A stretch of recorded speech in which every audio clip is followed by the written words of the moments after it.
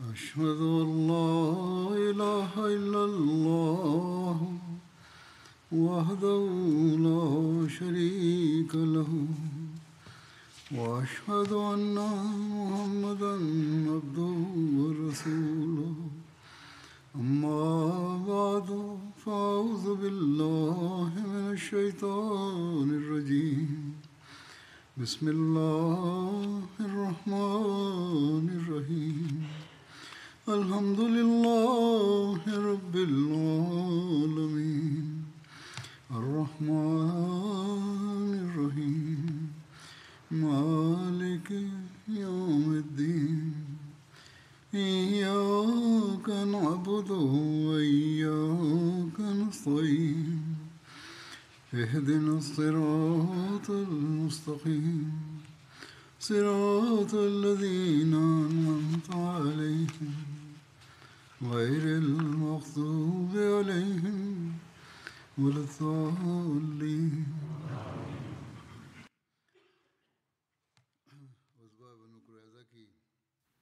Bismillahirrahmanirrahim. Hazreti Halifatul Mesih peti da Allah bude njegov pomagač je rekao: detalji o Benu Kureiza sam spominjao, detalje. Dalje detalji u vezi ovoga su sljedeći. U vezi muslimana koji su ubijeni u toku ove borbe, dvojica su spomenuti: Halad bin Suleid i Hazreti Munzir bin Muhammed. Postoje razni hadisi u vezi broja Jevreja koji su bili ubijeni. Ibn Ishak govori da ih je bilo 600, dok drugi hadis prenosi da je bilo ih 700. Suhejli spominje da ih je bilo 800 do 900. Imam Tirmizi i Imam Nisai govore da ih je bilo oko 400. Ibn Isad kaže da ih je bilo oko 600 do 700. Hazreti Mirza Bešir Ahmed Sahib kroz svoje istraživanje i iz historijskih detalja kaže da je bilo oko 400 kojima je presudu iznio Hazreti Sad radijallahu anhu. Poslanik sallallahu alejhi ve sellem je naredio ashabima da ih ukopaju. Protivnici islama često ovo koriste protiv islama, i govore da je islam vrlo okrutan. Kako god, kada pregledamo sve činjenice i dokaze i prema autentičnim historijskim dokazima, ovo je oko 400 i to samo onih koji su bili borci. I zbog ovog razloga je bilo da su svi bili ukopani na isto mjesto, u istom rovu. Sejid Waka Saheb, on je Ahmedi učenjak, je ovo istražio detaljno i pokazao je mnoge detalje u knjizi Resuli Akram. On govori u vezi broja ljudi koji su bili ubijeni od Benu Kureiza i zaista racionalno dokazuje ovo. Prvo kaže i prvo on govori u vezi detalja da li to bio hadis ili historijski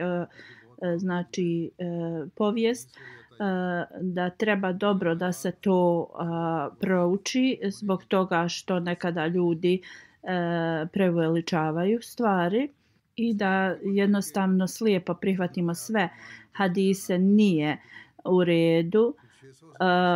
Prema tome da je od 600 do 900 ljudi bilo ubijeno, uključujući žene i djecu, i reći da je toliki broj ljudi, kad bi bilo i 500 svezano i dovedeno u Medinu i da su bili zbrinuti u 2 kuće i da im se hrana i voda priuštila, a muslimani su bili bez vode i hrane, je vrlo nerealno. Drugo, praviti brinuti se o tolikom broju ljudi, na primjer za prirodne njihove ponude, kao prirodne te prohtjeve, je vrlo teško. I to da sve se pripremi za 600 ljudi i da su 2-3 ashaba to znači bili u dužnost njihova, kao Hazreti Ali i još nekoliko ashaba da ih znači oni egzekutiraju, je vrlo teško i zamisliti, i to u toku noći, i pripremiti te robove, i da to ashabi nisu nikad ni spominjali taj incident. I također u Sahih Buhariju i Sahih Muslimu ti brojevi se ne spominju. Ovo nam dalje daje znači da trebamo da dobro istražimo ovaj događaj i da znači istražimo da li je ovo zaista bilo preuveličavanje ovog događaja. On dalje piše, poslije je znači u istoriji dodavani ovi detalji da bi se muslimani i poslanik sallallahu alejhi ve sellem prikazali kao neki nasilnici. U Sahih Buhariju se kaže u vezi Hazreti Sadove odluke ili presude Tuktel al-Mukatila da ti borci trebaju da budu ubijeni. Sada svi historičari, mnogi su to interpretirali kao da svi muškarci koji su bili u stanju da se bore da budu ubijeni. Znači, oni su ovaj termin borci proširili da na svakog odraslog čovjeka. I oni su također dodali da su ljudi pregledali da li su ti ljudi spremni ili punoljetni da se mogu boriti, i tako su povećali ove brojeve. Znači preuveličavali ih. S druge strane, oni koji su rekli za manje brojeve, oni su znači ograničili termin boraca, i to jeste jedino ti ljudi koji su aktivno bili i učestvovali u toj borbi. I prema istraživanju ovo je bilo znači otprilike 20 ljudi ili manje prema istraživanju. I to je zaista gdje razum se spaja sa onim što se desilo. Ovo je njegovo znači od ovog učenjaka znači njegovo sopstveno istraživanje. I ovo nam daje znači početak zaista da se istraži ovaj događaj. Hazret Mirza Bešir Ahmed Saheb radijallahu anhu je rekao u vezi znači ovih optužbi nemuslimanskih historičara u vezi ovoga, to jest u vezi Jevreja koji su bili ubijeni iz Benu Kurejza. On piše u vezi ovoga, u vezi Benu Kurejza, mnogi nemuslimanski historičari su znači optužili poslanika sallallahu alejhi ve sellem na vrlo loš način u vezi znači kazne smrti koja je bila data 400 ili manje Jevreja. Oni su Bože sačuvaj okarakterisali poslanika sallallahu alejhi ve sellem kao da je on bio željan krvoprolića. Ovo je zaista totalno bazirano na njihovoj mržnji prema religiji islamu. Što se tiče religije islama i znači poslanika sallallahu alejhi ve sellem, oni ne mogu nikako da ovo sebi priušte i da jednostavno dokažu ovo. I muslimani su također influencirani od strane ovih nemuslimanskih historičara u vezi ovoga. Prvo kaže u vezi presude za Benu Kureza, koju oni govore da je to bila okrutna presuda, što je Hazreti Sad znači presudio, a ne poslanik sallallahu alejhi ve sellem. Kada dokazujemo da ovo poslanik sallallahu alejhi ve sellem prvo nije presudio, onda ne može se on optuživati za ovo. Prvo ova presuda nije bila okrutna ili znači nasilnička. Detalji u vezi ovoga su spomenuti zašto se ova presuda donijela. Onda treće, u vezi onoga što je Hazreti Sad tražio od oba dvije strane, od poslanika sallallahu alejhi ve sellem i Jevreja, da pristanu na njegovu presudu, onda poslanik sallallahu alejhi ve sellem nije mogao ništa da promijeni. 4. Kada su ovu presudu kriminalci, znači ti koji protiv je ova presuda iznešena, prihvatili, onda kako da drugi mogu da nešto drugo kažu. Znači imamo dokaz od Hujej bin Ahtaba koji je izgovorio riječi kada je trebao da bude znači ubijen, da je ovo presuda od Allaha dželešanuhu i onda poslanik sallallahu alejhi ve sellem nije mogao da se miješa u tu odluku. Poslije znači Hazreti Sadove presude, jedinu stvar koju je poslanik sallallahu alejhi ve sellem uradio da se to izvrši prema presudi. I samo možemo reći da na način na koji je poslanik sallallahu alejhi ve sellem posle toga postupio, da je postupljeno na vrlo milostiv način. Kao na primjer, dok su čekali svoju presudu, poslanik sallallahu alejhi ve sellem se pobrinuo za njihovu znači opskrbu. Drugo, na način na koji je poslanik sallallahu alejhi ve sellem rekao kada je jedan znači kriminalac doveden da se izvrši smrtna kazna, drugi ne treba da to znači gleda. Historija nam govori da se to radilo na drugačiji način. Treće, poslanik sallallahu alejhi ve sellem je uvijek prihvatao znači oni koji su molili da im se život znači spasi, prihvatao je te molbe.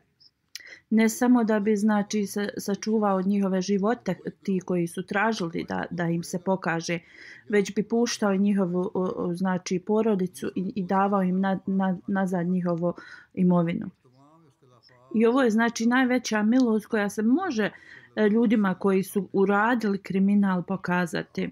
Ne samo da je istina da se apsolutno ništa ne može pripisati negativno poslaniku sallallahu alejhi ve sellem u vezi ovog slučaja Kureza. Ovo je zaista čisti dokaz njegove milosti i njegovog karaktera sallallahu alejhi ve sellem.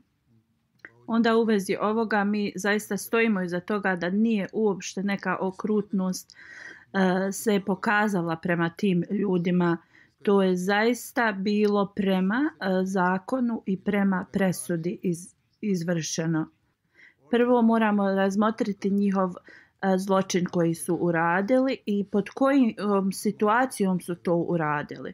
Kada je poslanik sallallahu alejhi ve sellem došao u Medinu, 3 jevrejska plemena su bila tu: Benu Keneka, Benu Nazir i Benu Kureza. Prvu stvar koju je poslanik sallallahu alejhi ve sellem po svom dolasku uradio jeste pozvao njihove poglavice i uspostavio ugovor mira s njima. I to je bilo da će muslimani i Jevreji živjeti zajedno u miru i da neće znači biti znači dio sklopa s njihovim neprijateljima, da li to bili muslimanski neprijatelji ili jevrejski neprijatelji.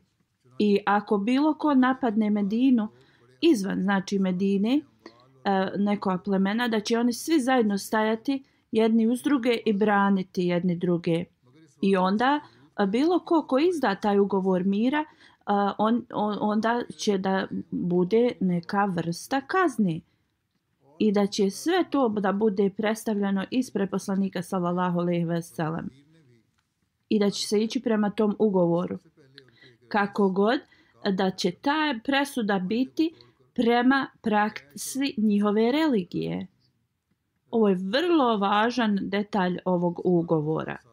Iako je tu bio muslimanska vlada uspostavljena, znači opet presuda će biti prema onome što oni praktikuju, znači prema njihovom religijskom zakonu. Kako su Jevreji znači se postavili prema ovom ugovoru? Prvo, Benu Kanka je prekršila. Imali su rat protiv muslimana. Oni su znači uvijek ismijavali i napadali muslimanske žene. Onda nisu poštovali poziciju poslanika sallallahu alejhi ve sellem prema zakonu Medine koji su i oni potpisali. Kako god, kada su bili znači pobjeđeni od strane muslimana, poslanik sallallahu alejhi ve sellem im je oprostio i njima je bilo naređeno da se isele iz Medine zbog prekršaja ugovora i da žive negdje drugo, tako da mir u Medini bude sačuvan. I Benu Kanka su otišli sa svojim bogatstvom, svojim porodicama, djecom, ženama i to je bila njihova kazna i presuda. I oni su se preselili negdje drugo.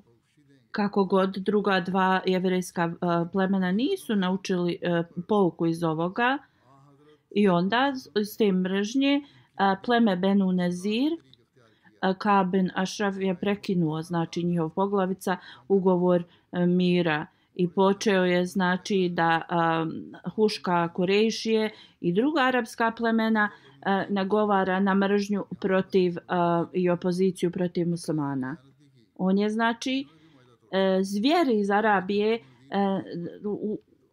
to je on uradio i znači insistirao da oni idu protiv poslanika sallallahu alejhi ve sellem i toliko je pisao vulgarne i provokativne pjesme protiv muslimana.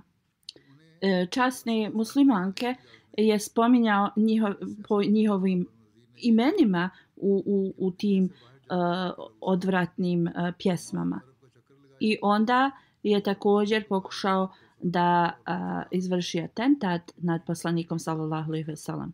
Kada je presudu poslanik sallallahu alejhi ve sellem donio protiv njega i kada je bio ubijen, njegovo pleme se onda otvoreno okrenulo prema muslimanima i od tog dana Benu Nazir je tada prekršio znači totalno ugovor mira i krenuo protiv muslimana i onda oni su isplanirali atentat na poslanika sallallahu alejhi ve sellem i na bilo koji način oni su željeli da ga likvidiraju. Iako su kad su ušli u ugovor mira potpisali to da kogod to prekrši bit će kažnjen, oni su to uradili. Poslanik sallallahu alejhi ve sellem je dobio vijesti u vezi njihovog plana i onda ih je upozorio i pozvao ih je sebi.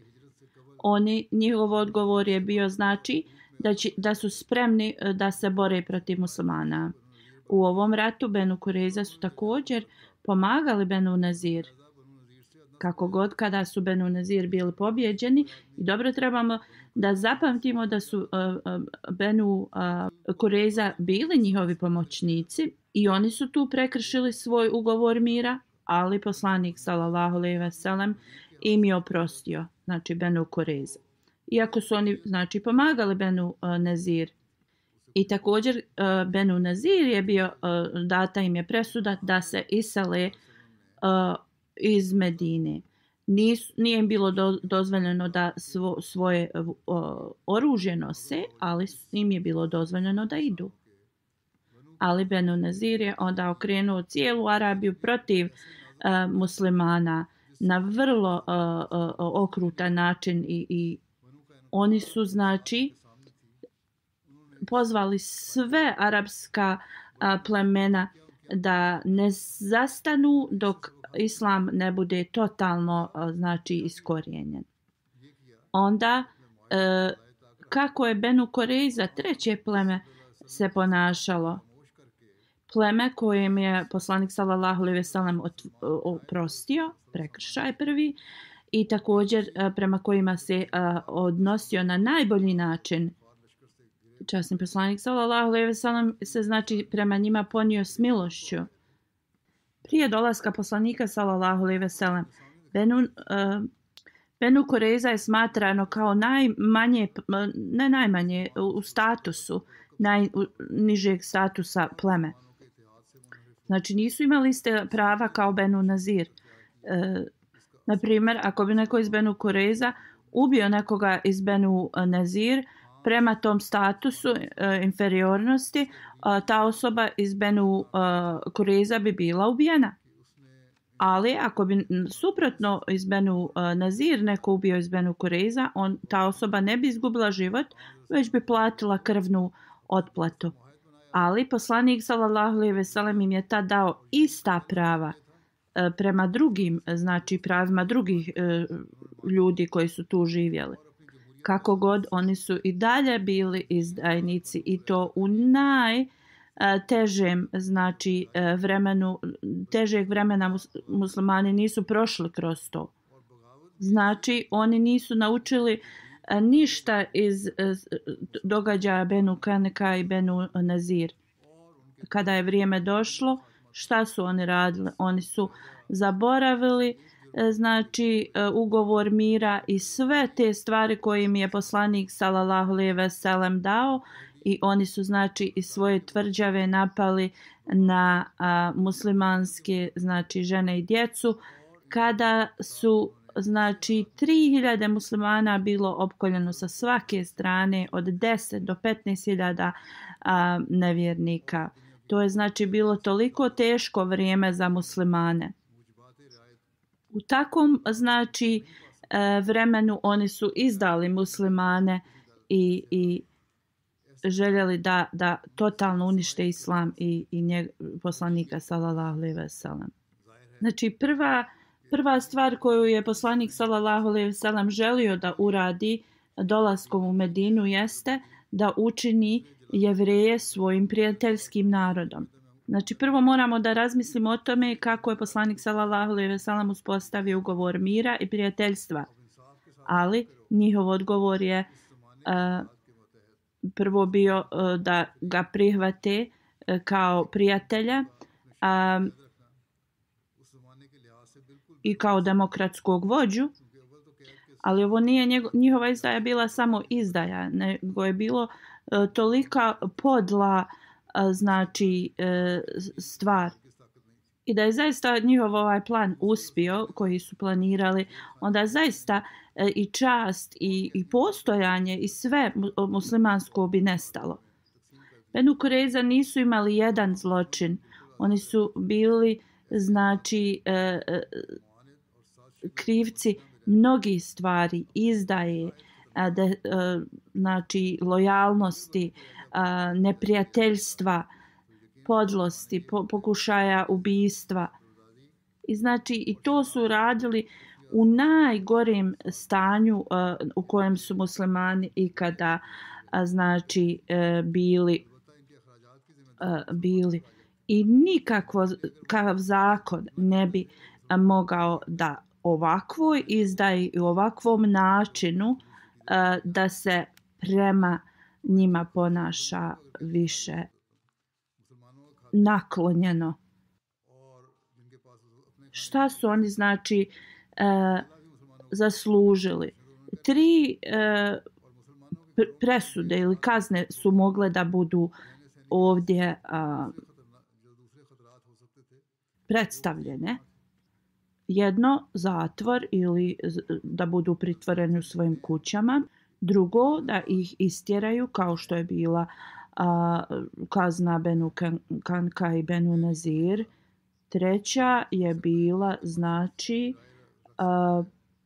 smrtna kazna tim borcima i drugima znači pritvor u njihovim kućama. Onda koju su opciju tada u tom trenutku muslimani imali? Da drže svoje neprijatelje u istom gradu u pritvoru je jednostavno bilo nemoguće. Znači razlog tome jeste da sve njihove potrebe muslimani bi trebali da im pruže hranu, znači smještaj. To nije nešto bilo u tom vremenu nešto što su muslimani mogli da podnesu. U to vrijeme također nije bilo formalnog sistema zatvora. Znači, njihova tradicija je tad bila, zatvorenici su bili razdijeljeni raznim ljudima. Znači, oni bi živjeli, slobodno se krećali i da im to priušte, to bi bila velika opasnost za muslimane. I ovo bi znači da im se ovo priušta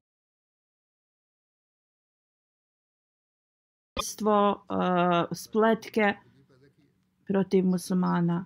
I to za sve bi muslimani plaćali. Prije su se bar brinuli za sebe i onda bili neprijatelji, a sada muslimani koji nisu mogli da priušte sebi sve ove potrebe, trebali da se brinu o njima i oni da im uzvraćaju neprijateljstvo. Hazret Mirza Bešir Ahmed Sahib radijallahu anhu dalje piše: u ovim situacijama ja ne vjerujem da bilo koja osoba koja razumno razmišlja bi donijela ovakvu presudu da oni borave u Medini. Dalje piše: druga kazna bi bila da ih znači istjeraju iz Medine i u to vrijeme je to bila dobra presuda, znači istjerate i dalje od sebe i onda vam nisu odmah kao ali što se tiče Jevreja u tom uopšte je i dalje da im se presudi na taj način, opasnost od njih je bila i dalje ista.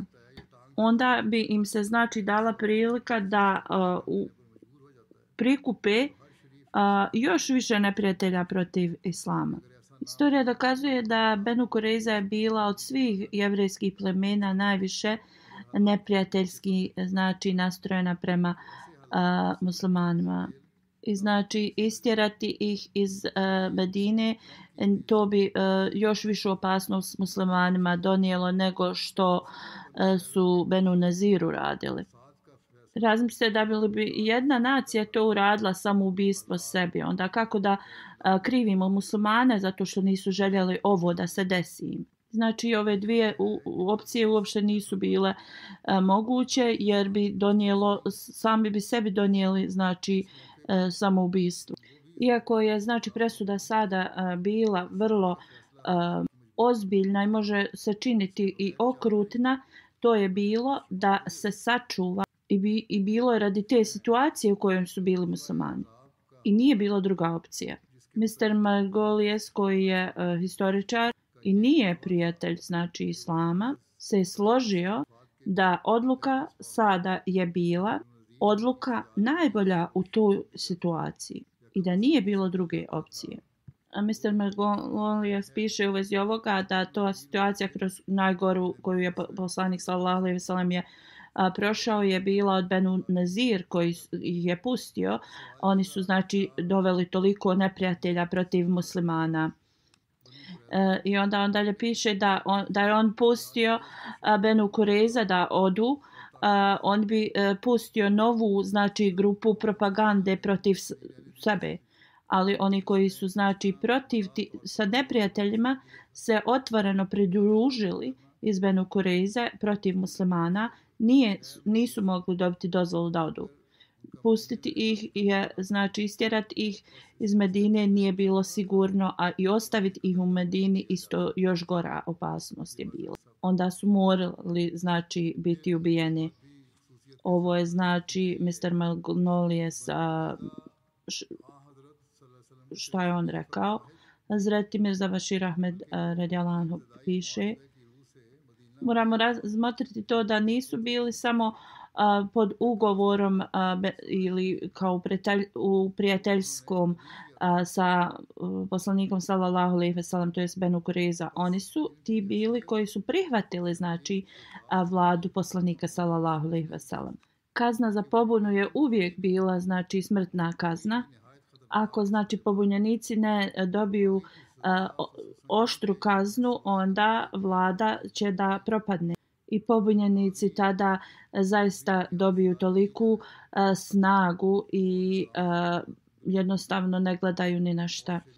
U takvim situacijama dati pobunjenicima šansu jeste ići protiv onih koji žive u toj, znači svim tim državljanima tog mjesta, jednostavno protiv njih ići i njihovog mira i slobode. Svi civilizovane vlade su uvijek se oštro ponijele prema takvim ljudima. Da li to bili muškarci i žene, i uvijek im je se davala znači smrtna kazna za to i niko se nije bunio protiv toga. Onda presuda Sadova je bila totalno ispravna i to se odnosila na zaista potpunu pravdu. I opet to zato što je prihvatio poslanik sallallahu alejhi ve sellem da se neće pobuniti njegovoj presudi, onda znači on nije mogao ništa od toga da uradi.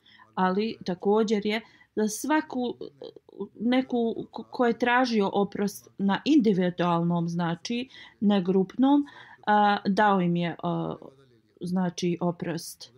Ali nije mogao da znači oprosti cijelom plemenu, jer je rekao da će da ide prema odluci Hazreti Sada. Ali kako god oni nisu grupno željeli da traže oprost od poslanika sallallahu alejhi ve sellem. Kako znači pobunjeni kada pustiš koji ne traži znači oprost. Onda još jedna važna tačka u vezi ovoga da trebamo da zapamtimo jeste, u tom prvom ugovoru je bilo ako neko prekrši da će se znači oni suditi im se prema njihovom religijskom zakonu. Istorija dokazuje da kada bi god poslanik sallallahu alejhi ve sellem sudio ili neku presudu donosio, bilo je prema jevrejskom znači zakonu. Znači ako pogledamo u Tevrat i njihov zakon, ovu presudu koju su Jevreji dobili je tačno prema presudi koju nalaže Tevrat. Sad bin Muaz je to i uradio. Znači u Bibliji se spominje kada krenete da napadnete na grad, pružite tim ljudima mir, ako znači prihvate i otvore svoja vrata, ti ljudi će znači da budu vaši zarobljenici i radit će za vas. Ako odbace i ne žele da budu u miru s vama i žele da se bore protiv vas, okolite taj grad, kada vam Bog to da ih u vaše ruke, stavite na mač sve muškarce, a žene, djecu, životinje i sve ostalo u gradu, uzmite to za vas. Deuteronomy, poglavlje 20, stih 10 do 15. Ovo naređenje jevrejskog znači zakona nije samo na papiru napisano. Benu Israil je uvijek znači presuđivao ovako. Jevrejska znači presuda je uvijek bila na ovom principu. Onda još jedan primjer, riječi protiv Midjanajca, kao što je Bog naredio Musa, oni su ubili sve muškarce i kraljeve Midjana i navodi sve koji su bili tad ubijeni, i djeca Izraela su uzeli sve žene i njihovu djecu i ratni sav plijen i stoku i sve što su imali za sebe. I doveli su sve, donijeli Musau i Eleazaru da svešteniku u njihov kamp koji je blizu Jordana. Ovo je 31 poglavlje, stih 7 do 12 iz Tevrata. I Mesija iz Nazareta koji je bio od Benu Israil nikad nije dobio znači priliku da vlada, gdje možemo da vidimo na koji način bi on znači praktikovao ovo zakon. Postoje mnogi zapisi koje je on znači naveo i gdje možemo da vidimo znači na koji način bi se on ponašao prema izdajnicima. I na način na koji se je obratio svojim neprijateljima. Isa a.s. kaže, ovi zločinci, kako možete da pobjegnete od znači džehennema ili pakla. Drugim riječima, o ljudi, vi ste znači dostojni da budete uništeni kao otrovne zmije, ali ja nemam moći da vas znači kaznim. Kako god, bojite se Boga i klonite se svojih zlih dijela zbog straha od znači kazne od pakla, od džehennema. I poslije kad su sljedbenici znači Isusa ili Isa a.s. postali glavni u svijetu, oni nisu znači mislili i kažnjavali su prema ovome druge i možemo vidjeti na današnjici. Historija kršćanskih nacija je puna ovih primjera. I na kraju, iako presuda sada može biti gledana da je okrutna, uopšte nije bila bazirana na nepravdi. Način na koji su Jevreji znači svoje neprijateljstvo uradili, u kom stanju i kojoj situaciji u kojoj se muslimani nalazili, nije se mogao zaobići ova presuda. I ovo je bilo u kompletnom znači sklopu jevrejskog zakona. Onda prema prvom ugovoru mira i prijateljstva muslimani su znači sklopili to i morali su da to znači ispune prema religijskom znači zakonu. Kako god, ova presuda je bila od Sada bin Muaza, a ne poslanika sallallahu alejhi ve sellem. I ovo je znači nešto što spada na Sadovu odluku. I jedino što je poslanik sallallahu alejhi ve sellem imao sa ovom presudom jeste da se ispuni pod njegovom administracijom.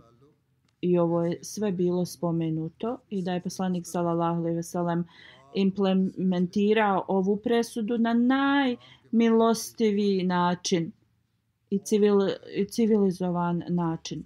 I ovo služi da se odgovori kritičarima koji kritikuju islam. I kao rezultat toga neki muslimani su također influencirani od ove strane. I naša omladina također, koji nekada znači postavljaju pitanje zašto je Benu Kurejza ubijena. Neki govore da navode ovaj primjer Benu Kurejza i govore da jednostavno da je šta se dešava u Palestini kao da je opravdano. Ali situaciju kroz koju prolaze oni sada uopšte ne može se usporediti prema toj i na način na koji oni osvetu rade i ubijaju djecu i žene. Muslimani su znači ti koji su odgovorni za ovo zabludno razmišljanje. Oni su uništili imidž islama da postignu svoje neke sopstvene ciljeve. Da im Allah dželešanu podari shvatanje i razumijevanje.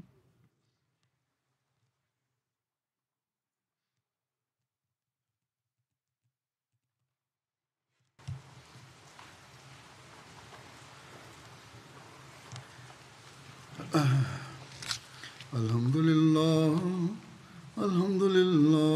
nahmaduhu wa nasta'inuhu wa nastaghfiruhu wa nu'minu bihi wa natawakkalu alayhi wa na'udhu billahi min shururi anfusina wa min sayyiati a'malina. من يهده الله فلا مضل له ومن يضلل فلا هادي له ونشهد أن لا إله إلا الله ونشهد أن محمدا عبده ورسوله عباد الله رحمكم الله إن الله يأمر بالعدل والإحسان وإيتاء ذي القربى وينهى عن الفحشاء والمنكر والبغي يعظكم لعلكم تذكرون واذكروا الله يذكركم وادعوه يستجب لكم ولذكر الله أكبر